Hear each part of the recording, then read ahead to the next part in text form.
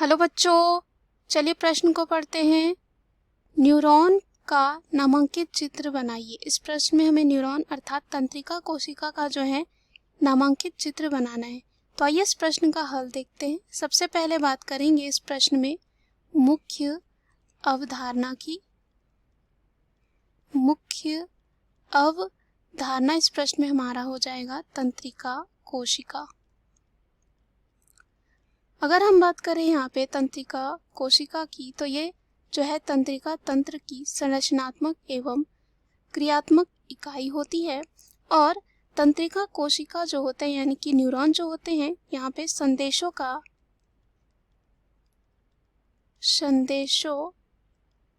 जो है संदेशों का संवहन करने वाली जो है मूल इकाई होती है और यह जो है लंबी होती है। अब इसमें जो है जीव द्रव्य से घिरा हुआ एक केंद्रक होता है। इसको जो है हम चित्र द्वारा समझते हैं। यहाँ पे जो है चित्र दे रखा है एक न्यूरॉन का, अर्थात हम कह सकते हैं यहाँ पे जो है ये क्या है, एक तंत्रिका कोशिका है। तो अगर हम यहाँ पे बात करें न्यूरॉन की, तो यहाँ पे जीव द्रव्य से घिरा हुआ जो है एक केंद्रक पाया जाता है। यहाँ पे जो है बीच में होता है, इसे कहा जाता है केंद्रक। तो यहाँ पे जो है क्या हो गया, ये केंद्रक इसे कहते हैं। उसके बाद यहाँ पे जो है जीव द्रव्य से जो है एक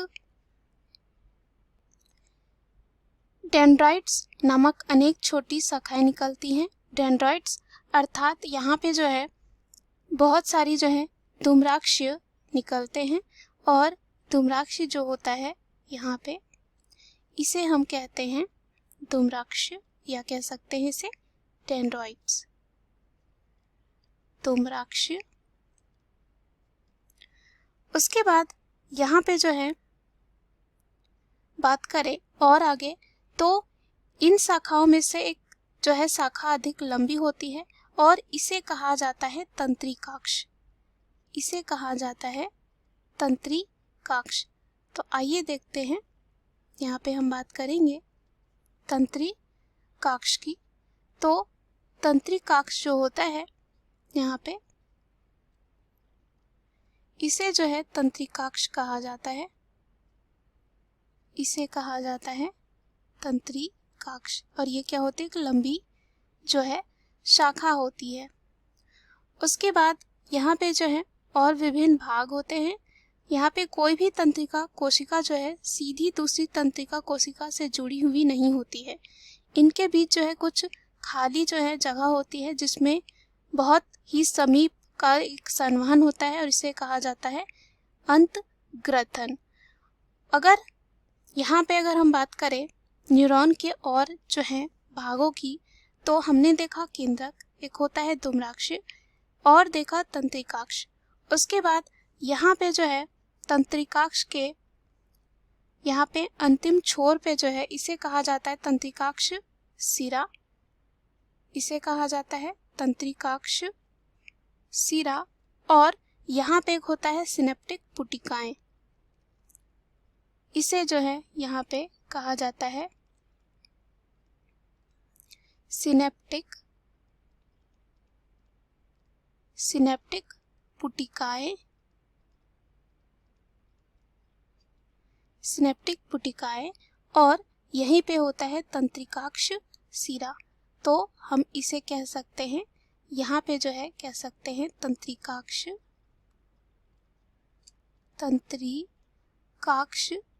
सिरा कह सकते हैं इसे।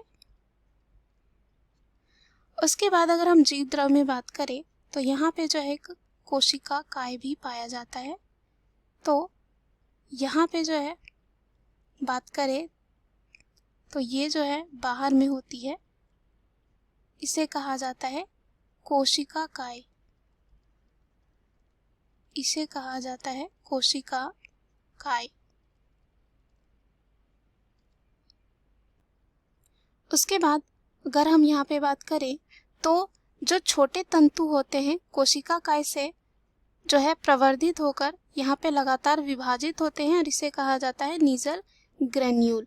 तो ये जो नीजल ग्रेन्यूल होते हैं कुछ यहाँ पे जो है पाए जाते हैं। यहाँ पे जो है बीच बीच में ये होते हैं, इसे कहते हैं नीजल। इसे कहा जाता है नीजल ग्रेन्यूल। नीजल ग्रेन्यूल जो है इनका नाम होता है। उसके बाद यहाँ पे जो तंत्रिकाक्ष होते हैं वो दो प्रकार के होते हैं। एक यहाँ पे होता है अक्षदि और दूसरा होता है यहाँ पे अक्षदही।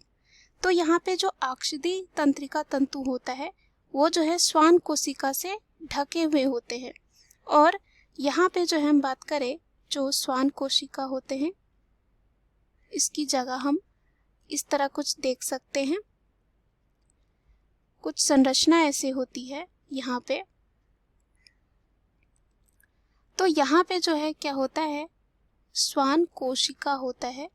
और हमने बात की कि जो तंत्रिकाक्ष होते हैं दो प्रकार के होते हैं, अक्षदि व अक्षदही।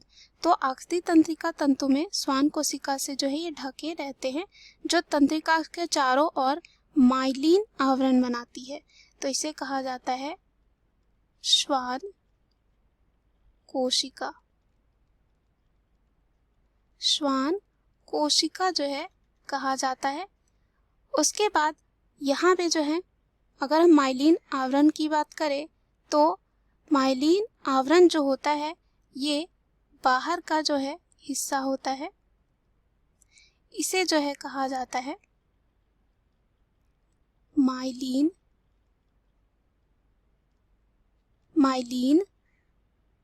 आवरण। और हमने देखा ये जो लंबी यहाँ पे शाखा होती है इसे कहा जाता है तंत्रिकाक्ष। उसके बाद यहाँ पे जो है कुछ जगह जो है कुछ उभार जैसा रहता है, जगह रहता है, इसे कहा जाता है यहाँ पे, इसको कहा जाता है रेनवियर के नोड। रेनवियर के नोड कहा जाता है इसे। और यहाँ पे बात करें माइलिन आवरणों के बीच अंतराल जो पाए जाते हैं उसे ही कहा जाता है यहाँ पे रेनवियर के नोड। हमने देखा ये जो बाहर में है इसे कहा जाता है माइलिन आवरण। और यहाँ पे जो है कह सकते हैं जहाँ पे माइलिन आवरणों के बीच अंतराल यानी कि जहाँ पे जगह छूट रही है उसे कहा जा रहा है रेनवियर के नोड।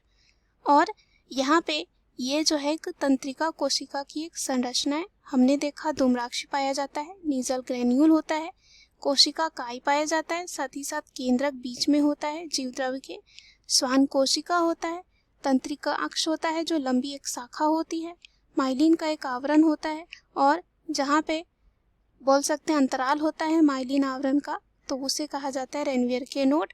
उसके बाद तंत्रिकाक्ष का सिरा कहाँ है हमने ये भी देखा। और उसके बाद सिनेप्टिक पुटिकाएं। सिनेप्टिक पुटिकाएं में जो है कुछ न्यूरोट्रांसमीटर पाए जाते हैं। और यहाँ पे जो है ये हमारा चित्र हो जाता है एक न्यूरॉन यानी कि तंत्रिका कोशिका का। मुख्य अवधारणा के आधार पर हमने सिद्ध कर लिया है कि न्यूरॉन का नामांकित चित्र किस प्रकार होगा। आशा करती हूँ यह उत्तर आपको समझ में आया होगा। धन्यवाद।